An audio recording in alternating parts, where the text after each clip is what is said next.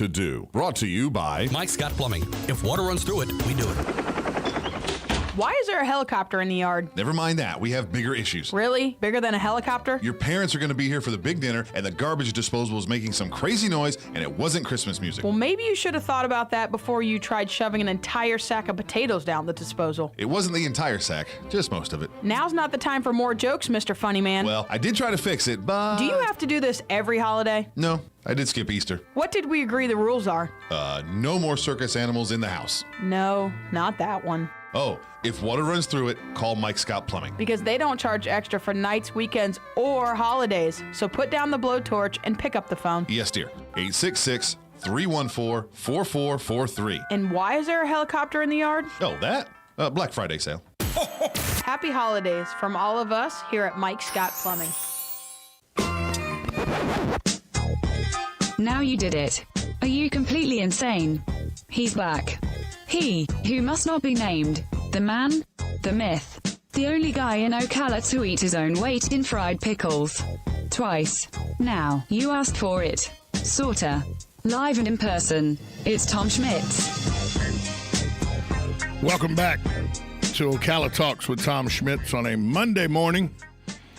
As the rain moves through, then we're going to have a cool down, be about 10 to 15 degrees cooler than normal temperatures. Normally we're about between 71 and 74. We're going to be in the low 60s for a high with the low 40s, high 30s for a low for the next couple of days as this cold front is moving in.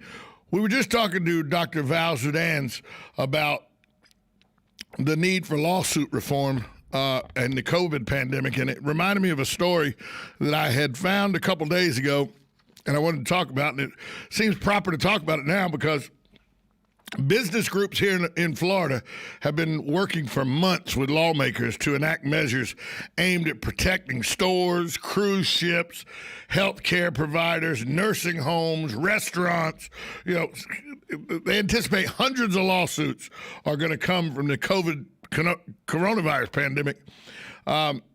Now, the new Republican leaders in the House in Florida say they're willing to approve some safeguards, but they don't know how far they're going to go. Of course, some people even say, is there a problem? Paul Jess, who's the executive director of the Florida Justice Association, which represents trial lawyers, says there are going to be lawsuits filed, but they'll all face a huge causation problem. They have to prove someone caught COVID because of a business's negligence. So it's not surprising that a trial group, now let's be honest, it's not surprising a trial group would oppose any measures limiting courtroom access, but shielding businesses from lawsuits related to COVID-19 exposure or transmission is something that they're going to have to really look at because it's going to be a problem. Some people who see a chance to settle out of court, lawyers see a chance to settle out of court, they're going to make lawsuits to try to make some money. It's not, it's not all lawyers are above board, just as not all humans are above board. And if they see an opportunity here to sue a small business that has a good insurance policy, they're going to do it. House Speaker Chris Sproles, he said, I think it's a problem that we need to figure out the best way to solve. Trying to do the best thing for their customers, employees. We need to make sure that companies trying to do the best thing for their customers, employees don't get blindsided by lawsuits while making sure that somebody who was doing the wrong thing is held accountable. And that's the problem of balancing it. You don't want people who, through no fault of their own, they did everything they could. They social distanced. They made people wear masks. They had hand sanitizer stations everywhere. They limited capacity. They cleaned the restaurant or cleaned the theater or cleaned the gymnasium, the gym where you work out or the hair salon. They cleaned it as best they could. They did everything they were supposed to do, and somebody still got COVID, as opposed to somebody goes, we got no seating, we got no capacity. Anybody who wants to come in can come in. No social distancing. Everything. We're not cleaning. We're not doing. This thing's a hoax. So we're Katie bar at the door. Anything's available. Well, now that person needs to be held accountable. That business needs to be held accountable. Whereas the business that does everything right, and somebody still contracts COVID. Well, what else could they have done? And so this is the balancing act that the state of Florida is going to have to look at. So but you can't let people off the hook for negligence. So it's going to have to be a balancing act, and it's one that is delicate for sure. And that's what Val Zidans was talking about, is you need to find a happy medium. You need to figure out there are some legitimate lawsuits, and then there are some frivolous lawsuits. And it's the frivolous lawsuits we want to stay away from. So in 2016, Elmer Wayne Cates Jr. passed away. But the reason we're talking about him today is he did something to spar farmer and cattleman known as EW to most. Even though some people say it could be a little cantankerous at times, he never forgot about kindness. And I know somebody who worked for him personally, worked for him for 7 years, who said he was very stern, very, matter of fact, but he always had a giving heart. And he really, really loved his wife. And that shows because hospice helped care for his wife, Lucille Cates, during her final days. She died, unfortunately, from cancer back in April of 2016.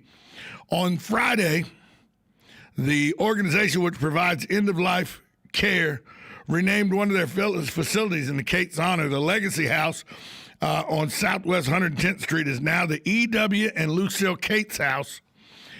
Cates had stipulated he wanted a building named in his wife's honor. He also said money was to cover long-term maintenance for the organization houses, which offer comprehensive medical care to patients in a home-like setting. If you've never had a person who's had to be put in hospice, my mother was in hospice up in Jacksonville. This is God's work they're doing at hospice. And Mr. Cates left them $5 million. $5 million. Sam Albritton, who's a fellow cattle rancher that knew Cates for decades, said, "I'm not surprised to hear the gift. He was a dedicated husband. That makes all the sense in the world. They took care of his wife at the end. They're a great organization. They're fantastic." Mr. Cates, who died just a few months after his wife in September of 2016, the reason there was a delay of 4.5 years was litigation involving the estate. But Rick Bourne, the local hospice CEO, said, "We're incredibly grateful and blessed to be able to honor Mr. and Mrs. Cates and their contribution in this way. The gift that the Cates left will allow hospice to launch a 5-year capital improvement plan, which includes replacing Estelle's house, the oldest of the 3 hospice houses. They'll use some of the money to renovate the other houses." So Elmer Wayne Cates Jr., in the name of his wife, donated $5 million to hospice. And hospice last Friday changed the name of the Legacy House on Southwest 110th Street to the E.W. and Lucille Cates House. Mr. Cates was a cattle farmer and a peanut farmer. At one time, I'm told, he owned the land from Lowell all the way over to Spar. Most of that farmland was owned by Mr. Cates, is what my buddy who worked for him for 7 years said back when they were farming there. Said they had probably 300 head of cattle with some bulls on the property, did peanut farming out there and everything. Just a man who was work-oriented, but and could be a little cantankerous by all accounts. But he gave a great gift, a gift of kindness, $5 million to the local hospice. And hospice, to show their appreciation, changed the name of the Legacy House to the E.W. and Lucille Cates House. So once again, just shows you the heart and soul of Marion County and the giving nature of Marion County. Here's a man who worked all his life in the earth. He eked out a living working in the earth, working on a farm. And when it was time for him to go, he left a large portion of his money to hospice. They had helped with his wife's care, and so he was ever grateful. And believe me, if you've ever had a parent or ever had a loved one that had hospice, had to be called in on hospice, they're doing God's work. It makes a very, very troubling, trying situation as palatable and easy as it can be, because losing a loved one is never easy. But hospice helps you with your grieving, with your comfort, helps your loved one with their comfort.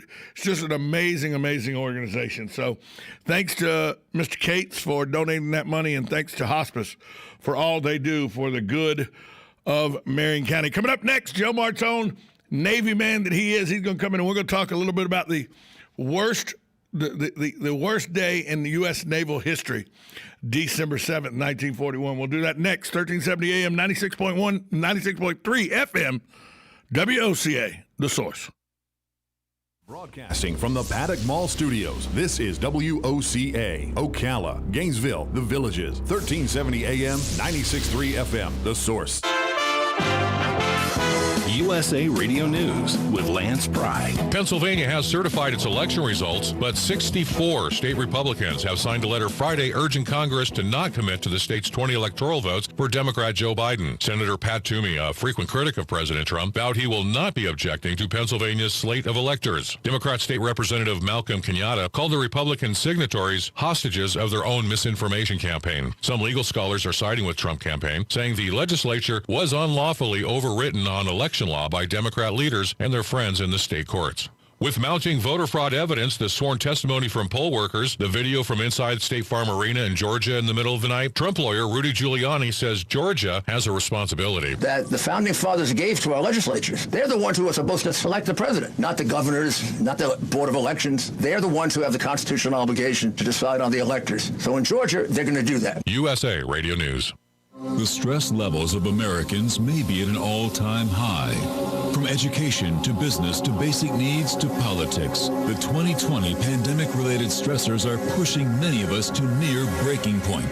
That's why you should consider the stress and pain-relieving products from sunny-bay.com, like our lavender neck wraps and pads infused with premium Washington lavender buds. They relieve tension and relax with a soothing scent of lavender.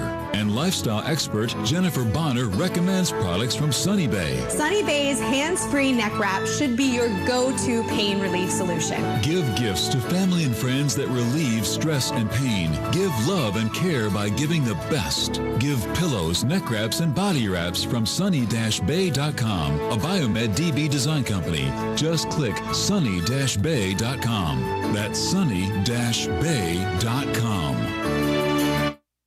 Veterans Helping Veterans USA. Call 352-433-2320. We help veterans and their families with limited financial assistance, counseling, employment referrals, and a food and clothing bank. You can help in making a huge difference in the veterans' lives we serve by donating food, clothing, household items, or direct financial assistance. All donations are tax deductible. Veterans Helping Veterans USA. 352-433-2320. Thank you for your attention, and God bless America. AccuSleep offers a safe and effective medical option for those who suffer from sleep disorders of all kinds. AccuSleep makes restoring healthy sleep patterns possible. No medication, no surgery, just good sound sleep. Mend your sleep so you can stop counting sheep. Experience restorative sleep at AccuSleep, the acupuncture sleep clinic in Ocala by calling 352-615-5566. Gene Powell Pasture Mowing. Gene and Debbie thank you for another successful year and to wish you and yours a year ahead full of health, faith, and compassion. In addition to our pasture mowing, we also offer fence line